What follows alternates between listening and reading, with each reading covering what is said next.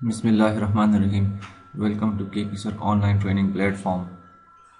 इस सेशन में हम नेटवर्क सिक्योरिटी के जो कंट्रोल्स हमने डिस्कस किए थे उसमें से सबसे जो पहला कंट्रोल है एक्टिव डायरेक्टरी, इसके बारे में हम बात करेंगे। और हम ये देखेंगे कि सिर्फ एक्टिव डायरेक्टरी इंस्टॉलेशन नहीं बल्कि एक्टिव डायरेक्टरी हम किस तरह इन लार्ज एंटरप्राइज नेटवर्क्स हम डिज़ाइन करते हैं, और इसके साथ साथ उसके जो रेलिवेंट फीचर्स हैं उसके बारे में फिर हम बात करेंगे और वो इम्प्लीमेंट करेंगे। तो शुरू करते हैं। इस सेटअप के लिए हमारी छोटी सी टोपोलॉजी हमने डिज़ाइन की है।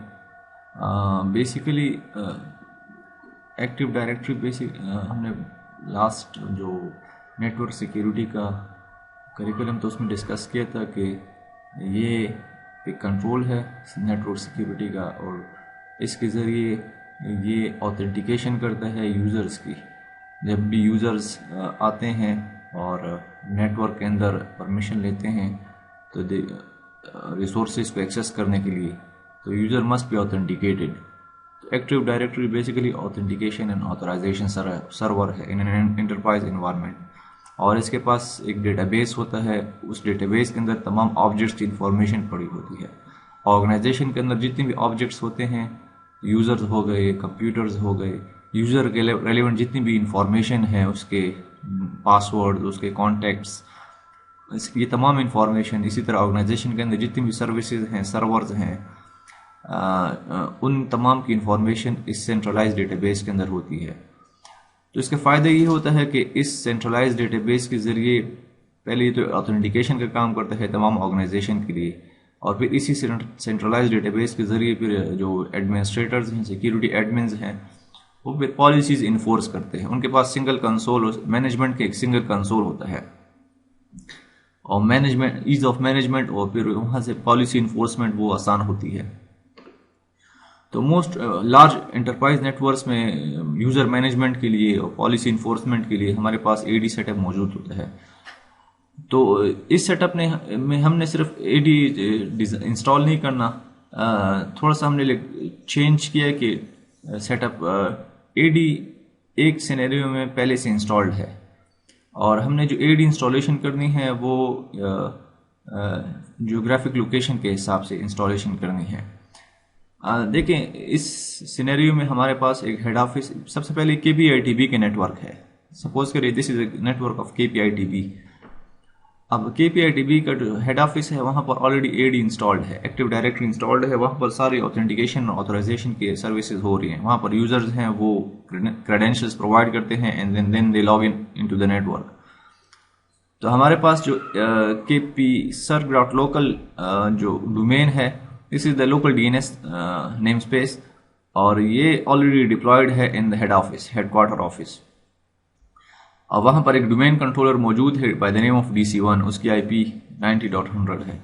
इस सेटअप पे हमने बेसिकली दो IP नेटवर्क्स यूज़ किए हैं। आप देख लें, हेड ऑफिस पे हमारे पास 192.168.90.0/24 नेटवर्क है, और फिर हमारे पास जो दूसरा ऑफिस है, बेसिकली दूसरा ऑफिस सेंट्रल ऑफिस है, KPITB के एक प्रोजेक्ट है CFC, सिटीजन फैसिलिटेशन सेंटर।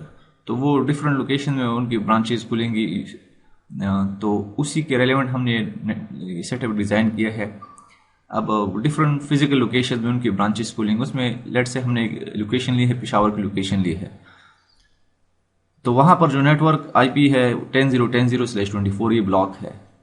अब यहाँ पर हमने डिज़ाइन इस तरह करना है कि ऑलरेडी हमारे पास नेटवर्क एक्टिव डायरेक्टरी का सेटअप मौजूद है केपी सर डॉट लोकल के हिसाब से। अब जो माइक्रोसॉफ्ट के एडमिन्स हैं, दे नो कि माइक्रोसॉफ्ट का जो डायरेक्टरी स्ट्रक्चर है एक्टिव डायरेक्टरी, वो इम्प्लीमेंटेशन किस तरह होता है। हमारे पास सबसे पहले टॉप लेवल पर फॉरेस्ट होता है।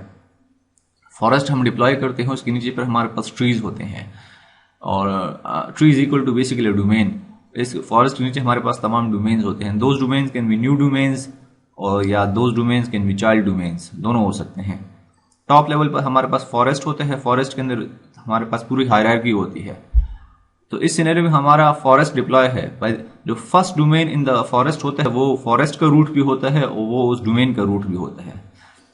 तो हमारे पास जो फॉरेस्ट का नाम है वो kpsarc.local है। This was the first domain. And this is the first domain in the forest. Forest का रूट हमारे पास kpcert.local है, और जो डोमेन का रूट है kpcert.local, ये the first domain in the forest है जो ऑलरेडी डिप्लॉयड है। And DC1 is the domain controller managing the role. अब जो दूसरा ऑफिस है हमारे पास, वो वहां पर हमने बेसिकली AD इंस्टॉल करना है। तो AD in an already existing forest हमने इंस्टॉल करनी है। अब यहाँ पर आप देख लें तो हमारे पास दरम्यान में राउटिंग हुई है, राउटर मौजूद है। मींस दीज टू सेंटर्स या these two physical locations are connected through the internet. Most of the time जब हमारे पास थर्ड पार्टी सर्विसेज होंगी तो हम ISP से सर्विस लेंगे या डेडिकेटेड लिंक लेंगे। तो एनी हाउ किसी भी तरीके से the network is connected through a third party, और हमारे पास राउटिंग पहले से हुई है। अब मैं आपको सिर्फ दिखाता हूं। हमारे पास देखें यहाँ पर जो ये DC है, हेड ऑफिस में, हेडक्वार्टर में जो DC है, लेट से वो ये आप देख रहे हैं स्क्रीन पर। तो उस name of the machine DC है और नेम ऑफ द डोमेन जो है kpcert.local है, और इस मशीन का IP ये अवेलेबल है। तो यहाँ पर आप देख लें, यहाँ पर ये दो रोल्स इंस्टॉल्ड हैं, एक्टिव डायरेक्टरी और DNS दोनों रोल्स इंस्टॉल्ड हैं। और यहाँ पर ये डेटाबेस मौजूद है। इस पर हम फिर बाद में बात करेंगे, सिर्फ फिलहाल आपको दिखाना है कि डिजाइन क्या है। ये एक्टिव डायरेक्टरी इंस्टॉल्ड है, और यहाँ पर बेसिकली हमने, चूंकि हमारे पास दो साइट्स हैं, दो फिजिकल साइट्स हैं, तो हमने सबसे पहले हम आते हैं जो DC है, DC1 हेड ऑफिस में, हम वहां पर साइट, एक न्यू साइट बनाते हैं। एक साइट ऑलरेडी एग्जिस्ट है, क्रिएटेड है वहां पर। अब चूंकि हमने दूसरा जो डोमेन है वह दूसरी साइट में बनाना है, तो सबसे पहले हम यहाँ पर आते हैं, एक दूसरी साइट क्रिएट करते हैं, फिजिकल साइट, और उसको सबनेट असाइन करते हैं। तो जिस मशीन पर AD फॉरेस्ट रूट है, जिस मशीन पर AD पहले से इंस्टॉल्ड है, वहां पर आते हैं टूल्स में, और यहाँ देखें यहाँ पर active directory sites and services है।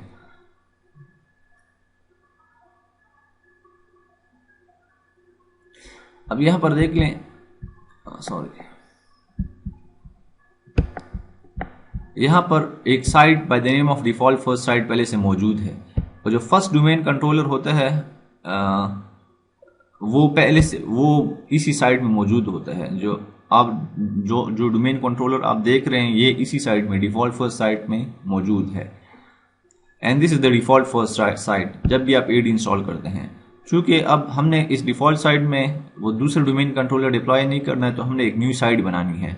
तो हम साइट्स जो फोल्डर है उस पर राइट क्लिक करके न्यू साइट बनाएं, और इस साइट को एक मीनिंगफुल नाम दे। Let's say this site is for CFC Peshawar.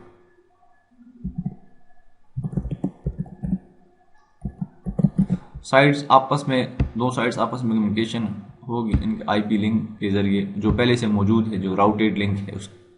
और इस साइट को बेसिकली हमने एक सबनेट असाइन करना है। चूंकि वहां पर लेयर 3 डिफरेंट सबनेट है, तो वहां पर एक न्यू सबनेट असाइन करना है। बल्कि सबनेट्स के ऊपर क्लिक करें और न्यू सबनेट असाइन करें। अब सबनेट का जो प्रीफिक्स है CFC साइट में वो 10.10.0/24 है। और ये कौन सी सबनेट, ये सबनेट कौन सी साइट को असाइन होगा? CFC पेशावर साइट को असाइन होगा। तो आपका जो फर्स्ट स्टेप है डिजाइन में, वो आपने प्राइमरी जो डोमेन कंट्रोलर है मेन साइट में, वहां पर आपने कर लिया। अब आते हैं, देखें हमने जो एक्टिव डायरेक्टरी इंस्टॉलेशन करनी है वो चूंकि एग्जिस्टिंग फॉरेस्ट में करनी है, तो ब्रांच ऑफिस में या CO ऑफिस में, CFC ऑफिस में हमारे पास जो मशीन है DC-branch1, इस मशीन को हमें डोमेन कंट्रोलर बनाना है। कौन सी डोमेन के लिए? CFC.Peshawar। अब ये जो डोमेन है बेसिकली हमने एक कंप्लीटली नए DNS नेम स्पेस के हिसाब से डोमेन बनाना है। And this will be a new domain, it won't be a child domain. ये नए डोमेन होगा और इसके अपना एक डेटाबेस होगा, AD डेटाबेस होगा, और इस साइट के रेलेवेंट जितने भी ऑब्जेक्ट्स होंगे उनकी इंफॉर्मेशन इस डेटाबेस के अंदर होगी। अब सवाल ये हो सकता है कि यहाँ पर एक नया डोमेन कंट्रोलर डिप्लॉय करने की क्या जरूरत है? देखें, अगर यहाँ पर DC मौजूद ना हो तो आपके जितने भी CFC साइट के जितने भी ऑब्जेक्ट्स हैं, यूजर्स हो गए, उनके ऑब्जेक्ट्स होगी, उनकी तमाम इंफॉर्मेशन सबसे पहली बात ही है हेड ऑफिस में मौजूद होगी। अब साइट ऑफिस में या CFC ऑफिस में जब यूजर्स आएंगे ऑथेंटिकेशन करेंगे तो उनकी ऑथेंटिकेशन रिक्वेस्ट ओवर द वैन लिंक या राउटर के जरिए जाएंगी और इसी तरह हेड ऑफिस को, और हेड ऑफिस उनको ऑथेंटिकेट करेगा उनके क्रेडेंशियल्स को। तो if there are large number of users in the Peshawar office let's say, तो उनके large amount of authentication queries होंगी तो आपकी वैन लिंक वो उसके जरिए जाएंगी। तो द पॉइंट इज कि आपकी वैन लिंक वो ऑथेंटिकेशन ट्रैफिक के लिए वो इस्तेमाल होगी and it will consume the bandwidth. तो आपकी जो जेन्युइन ट्रैफिक है उनको सर्विस वो ट्रैफिक के लिए बैंडविड्थ अवेलेबल नहीं होगी।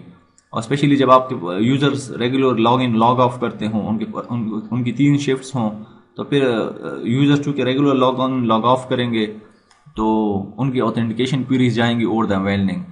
तो इस सिनेरियो में हमने क्या किया कि ऑथेंटिकेशन को लोकल करते हैं साइट में। तो हमने एक AD सर्वर डिप्लॉय करना है ब्रांच ऑफिस में या CFC पेशावर ऑफिस में, और यहाँ पर हमने बेसिकली एक नया डोमेन डिप्लॉय करना है, न्यू डोमेन डिप्लॉय करना है। अब यहाँ पर आते हैं इस मशीन पर, जो हमारी CFC पेशावर में मशीन है वो ये मशीन है। अब आप यहाँ पर देख लें तो the name of the machine is this one और उसकी IP 10.0.10.100 IP है। अब यहाँ पर हम किस तरह AD इंस्टॉल करेंगे, सबसे पहले इसकी बाइनरीज इंस्टॉल करेंगे। अगर आप देख लें यहाँ पर हम ऐड रोल्स एंड फीचर्स में आए, नेक्स्ट करें और यहाँ पर इसके जो सर्वर रोल्स हैं वहां पर आए तो देखिए AD active directory domain services ये बाइनरी है, ये चेक करें और नेक्स्ट इंस्टॉल करें। तो ये बेसिकली रोल इंस्टॉल नहीं होगी, सिर्फ इसकी ये बाइनरीज इंस्टॉल होंगी, रोल इसके बाद इंस्टॉलेशन होगी।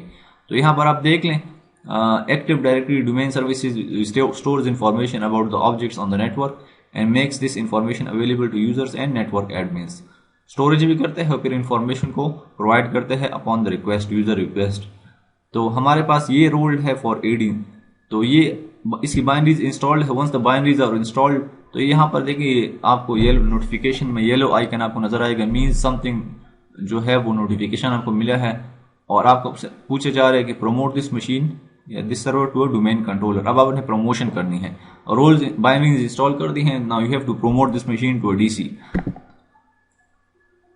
तो इस पर आप क्लिक करें तो ये आपका बेसिकली नया सेटअप है, नया स्क्रीन होगी और यहाँ पर आपसे पूछे जा रहे हैं 3 ऑप्शंस हैं। सबसे पहले ऑप्शन नीचे वाली ऑप्शन देख ले, ऐड ए न्यू फॉरेस्ट। अगर आपने कंप्लीटली न्यू फॉरेस्ट डिप्लॉय करना है फिर तो आपको तीसरा ऑप्शन जो बिल्कुल फ्रॉम स्टार्ट होगा, आपका फॉरेस्ट भी ना अपने डिप्लॉय करेंगे, उसके अंदर डोमेन भी अपने डिप्लॉय करेंगे और उस डोमेन के अंदर फिर आप उसके रेलिवेंट यूजर्स भी सारी बातें क्रिएट करेंगे, उनके लिए पॉलिसीज भी आप डिजाइन करेंगे। तो ये ऑप्शन द थर्ड ऑप्शन, अगर बिल्कुल from the start new forest नया सेटअप है, आपने इसके लिए काम करना है। अब चूंकि हमारे पास एक सेटअप मौजूद है, फॉरेस्ट मौजूद है, अब फॉरेस्ट को हमने एक्सपेंड करना है और उसके मल्टीपल डोमेन हमने बनाने हैं, ट्रीज बनाने हैं। तो हमारा ऑप्शन जो है add a domain controller to an existing domain. अब ये जो है ना फर्स्ट ऑप्शन, ये एग्जिस्टिंग डोमेन के लिए एक एडिशनल डोमेन कंट्रोलर ऐड करना है, which is a good practice. हमारे सिनेरियो में देख लें, हमारे if the primary domain controller, जिस साइट में भी आपका डोमेन कंट्रोलर हो, if that's domain controller goes down और तो आपकी ऑथेंटिकेशन की क्वेरीज कौन फिर सर्विस करेगा, चूंकि वहां पर बैकअप मौजूद नहीं है। तो बेस्ट प्रैक्टिस यही है कि आप एटलीस्ट एक इंस्टेंस जो एडिशनल डोमेन कंट्रोलर हो हर साइट में डिप्लॉय करें। तो यहां भी इस साइट में भी, हेड ऑफिस साइट में भी there must be instance additional domain controller के लिए कि वो बेसिकली प्राइमरी डोमेन कंट्रोलर अपने डेटाबेस के पास रेप्लिकेट करेगा। अगर प्राइमरी डोमेन कंट्रोलर वो अवेलेबल ना हो किसी भी वजह से तो आपके AD जो है वो उसको ऑथेंटिकेशन क्वेरीज सर्विस देगा। तो ये जो फर्स्ट ऑप्शन है, this represents additional domain controller to an existing domain. Domain पहले से मौजूद है, उसके अंदर आपने एक नया एडिशनल DC क्रिएट करना है। और जो दूसरा ऑप्शन है बेसिकली वो देख लें, add a new domain to an existing forest. Forest मौजूद है, लॉजिकल हायरार्की आपने डिजाइन की है, टॉप लेवल पर आपका फॉरेस्ट है, उसके नीचे पहले डोमेन मौजूद है kpserver.local के नाम से। आपने एक न्यू डोमेन डिप्लॉय करना है, चाइल्ड डोमेन नहीं, एक कंप्लीटली न्यू डोमेन डिप्लॉय करना है। चाइल्ड डोमेन ये कि kpserver.local के नीचे एक जो हायरार्की होगी kpsar.local. लेट्स से पेशावर, तो ये हायरार्की होगी। तो पेरेंट डीएनएस के नीचे एक सब डोमेन क्रिएट होगा। हमने वो नहीं बनाना, हमने एक कम्प्लीटली नया डीएनएस नेम स्पेस के हिसाब से एक न्यू डोमेन बनाना है। तो tree select domain type tree है। फॉरेस्ट का नाम क्या है, चूंकि फॉरेस्ट पहले से मौजूद है तो हमने फॉरेस्ट का नाम जो है वो kpsar.local है। जो पहला डोमेन फॉरेस्ट का है वो मेरा फॉरेस्ट का रूट भी है। तो kpsar.local is the name of the forest, और उस फॉरेस्ट के अंदर हमने एक नया डोमेन क्रिएट करना है। नए डोमेन का नाम क्या है, cfc.peshawar। ये मेरा नए डोमेन का नाम है। अब एग्जिस्टिंग फॉरेस्ट के अंदर एग्जिस्टिंग फॉरेस्ट के अंदर एक नया डोमेन डिप्लॉय करना है। ये काम करेगा कौन, ये काम एक मिनट में आपको बताता हूं। सबसे पहले मैं क्रेडेंशियल्स प्रोवाइड करता हूं। एग्जिस्टिंग फॉरेस्ट के अंदर एक नया डोमेन हमने डिप्लॉय करना है।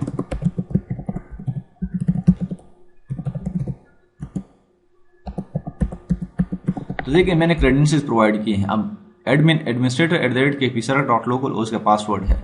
अब ये क्रेडेंशियल्स किसके हैं, देखिए जब भी आप फॉरेस्ट डिप्लॉय करते हैं उसके अंदर नए डोमेन्स डिप्लॉय करते हैं। Forest can have multiple domains. आप kpsar.local, cfc.local पेशावर, cfc.mardan, इसके आप सब different domain, new domain, child domain बना सकते हैं एक फॉरेस्ट के अंदर। You can have multiple domains. तो सबसे पहली बात यह है कि न्यू डोमेन इंस्टॉल करना या न्यू डोमेन एग्जिस्टिंग डोमेन को डिलीट करना, ये कौन सा यूजर ये काम कर सकते हैं।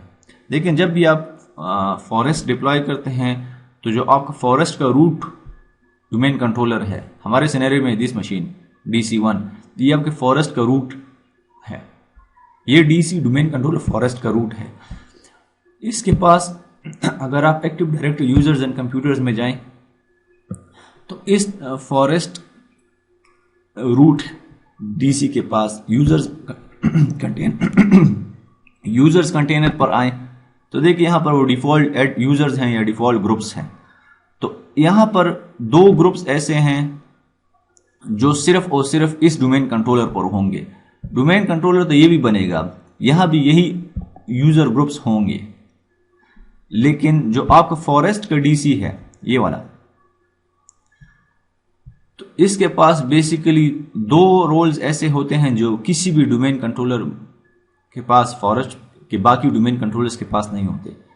अगर आप यहां पर देखें एंटरप्राइज एडमिन्स ये वाला और स्कीमा एडमिन्स, ये दो रोल यूजर ग्रुप्स जो हैं ये हर किसी के पास, हर डोमेन कंट्रोलर के पास ये नहीं होते। ये जो फॉरेस्ट के रूट होगा ये उसी के पास होंगे। तो अगर हम एंटरप्राइज एडमिन्स पे डबल क्लिक करें तो इसका मेंबर कौन है, यहां पर आपको नजर आएगा कि kpsar administrator@kpsar.local, ये यूजर जो है ना ये फॉरेस्ट एंटरप्राइज एडमिन ग्रुप्स का मेंबर है। तो मतलब जब आप नया डोमेन ऐड करेंगे, एग्जिस्टिंग डोमेन डिलीट करेंगे तो कौन सा यूजर ये काम कर सकेगा, तो आप उसी यूजर के क्रेडेंशियल्स प्रोवाइड करेंगे जो मैंने यहां पर प्रोवाइड किए हैं। Now this user is the member of enterprise admin group. तो चूंकि नया डोमेन में ऐड कर रहा हूं, न्यू ट्री में ऐड कर रहा हूं एग्जिस्टिंग फॉरेस्ट के अंदर, तो ये काम कौन करेगा, a user who is the member of enterprise admin group. तो आप वो क्रेडेंशियल्स प्रोवाइड करेंगे। अब दूसरी बात, लेकिन जैसे मैं नेक्स्ट क्लिक करूंगा यहां पर थोड़ा सा टाइम लेगा, स्पिनिंग करेगा। तो ये टाइम जो ले रहा है ना, ये क्या ले रहा है, अब जब आप फॉरेस्ट डिप्लॉय किए, आप फॉरेस्ट के अंदर नए डोमेन्स डिप्लॉय करेंगे, न्यू डोमेन्स डिप्लॉय करेंगे या एग्जिस्टिंग डोमेन्स डिलीट करेंगे, तो हमारे पास एक्टिव डायरेक्टरी के जो हायरार्की है उसमें बास डोमेन कंट्रोलर के पास बास परमिशंस होते हैं, इख्तियारात होते हैं। वो दो कैटेगरीज में है, फॉरेस्ट वाइड फिज्मो रोल्स और डोमेन वाइड फिज्मो रोल्स। हमारा फिलहाल फॉरेस्ट वाइड के साथ रोल है। जो फर्स्ट फॉरेस्ट के अंदर पहले डोमेन कंट्रोलर होता है आपका फॉरेस्ट के अंदर, उसके पास दो रोल्स होते हैं, उनके नाम स्कीमा मास्टर और डोमेन नेमिंग मास्टर है। हमारा फिलहाल फोकस डोमेन नेमिंग मास्टर है। डोमेन नेमिंग मास्टर ये रोल बेसिकली फॉरेस्ट का जो टॉप DC है, टॉप लेवल DC है, उसके पास होते हैं ये दोनों रोल्स। डोमेन नेमिंग मास्टर ये काम करता है कि जब भी फॉरेस्ट के अंदर एक नया डोमेन क्रिएट होता है, या एग्जिस्टिंग डोमेन डिलीट होता है, तो ये इससे परमिशन ली जाती है कि I want to create a new domain in the forest या I want to delete the existing domain. तो जब तक ये परमिशन नहीं देगा तब तक न्यू डोमेन ऐड नहीं हो सकता या डिलीट नहीं हो सकता एग्जिस्टिंग डोमेन। तो इन शॉर्ट ये कि अगर आपने न्यू डोमेन ऐड करना है और आपका वो डीसी जो जिसके पास डोमेन नेमिंग मास्टर का रोल है वो लाइव नहीं है या वो किसी भी वजह से नेटवर्क पर एक्सेसिबल नहीं है, सर्विस नहीं दे रहा, तो आपका नया डोमेन वो ऐड नहीं हो सकता। तो यहाँ जो टाइम ले रहा है ना वो इसी वजह से ले रहा है। जो अभी नई स्क्रीन आ गई है तो आपको बेसिकली जब आप न्यू डोमेन ऐड करना है तो आपको वो डोमेन कंट्रोलर जिसके पास डोमेन नेमिंग मास्टर को रोल हो वो अवेलेबल होना चाहिए, तब आप ये काम कर सकते हो, वरना वो पिछली स्क्रीन पर वो आपको एरर दे देगा। अब यहाँ पर डोमेन फंक्शनल लेवल ये हम डिस्कस नहीं करते हैं, डोमेन के अंदर एक्स्ट्रा फीचर्स ऐड करते हैं, जितने आप फंक्शनल लेवल बढ़ाते हैं उसी के हिसाब से नए फीचर्स ऐड होते हैं। तो हाँ, ये दो देखें, यहाँ पर डीएनएस सर्वर और global catalogue server by default ये चेक्ड है। तो हमारे पास इस सिनेरियो में जो जब आपके पास ये डीसी ब्रांच ऑफिस के डीसी मौजूद ना हो तो सीएफसी ऑफिस के लिए जो यूजर्स की ऑथेंटिकेशन क्वेरीज हेड ऑफिस जाती हैं और इसके साथ साथ डीएनएस क्वेरीज भी हेड ऑफिस जाती हैं। तो इन शॉर्ट ये कि आपकी ओवर द वैन लिंक ना सिर्फ ऑथेंटिकेशन ट्रैफिक जाती है बल्कि डीएनएस ट्रैफिक भी जाती है। तो बेस्ट सोल्यूशन ये है, रिकमेंडेड अप्रोच ये है कि आप इस मशीन को जहां आप डिप्लॉय कर रहे हैं ऑफिस के अंदर, ब्रांच के अंदर, तो ना सिर्फ इसको आप एडी सर्वर बनाएं बल्कि इसको डीएनएस सर्वर भी बनाएं। तो एडी की ट्रैफिक भी ऑथेंटिकेशन लोकल होगी और डीएनएस की क्वेरीज भी लोकल टू द साइट होंगी। तो यही आपसे यही पूछा जा रहा है कि आप इस मशीन को डीएनएस सर्वर भी बनाना चाह रहे हैं, तो मैं which is by default check, मैं चाहता हूं कि वो डीएनएस भी का काम भी करे। और दूसरी बात ये कि global catalogue server, global catalogue एक फीचर है डोमेन कंट्रोलर का जिसके अंदर आपके फॉरेस्ट के अंदर जितने भी ऑब्जेक्ट्स होते हैं उसके एक पार्शियल एट्रीब्यूट सेट इस सर्विस के अंदर या इस सर्वर के पास होता है। तो ये फीचर है डीसी का, डोमेन कंट्रोलर्स का। तो माइक्रोसॉफ्ट रिकमेंड करता है कि आपके हर साइट के अंदर, फिजिकल साइट के अंदर at least you must have a single at least one GC server, global catalogue server in each physical site. तो अब यहां देखें साइट का नाम क्या है, चूंकि हमने वहां पर साइट क्रिएट की थी, याद है आपको, दो साइट्स थे, एक डिफॉल्ट साइट है और एक हमने साइट क्रिएट की थी by the name of CFC. तो हम साइट का नाम, चूंकि इस साइट के अंदर हमने ये लोकेशन डीसी डिप्लॉय करने हैं तो साइट का नाम हमने प्रोवाइड किया और हम यहाँ पर पासवर्ड प्रोवाइड करते हैं।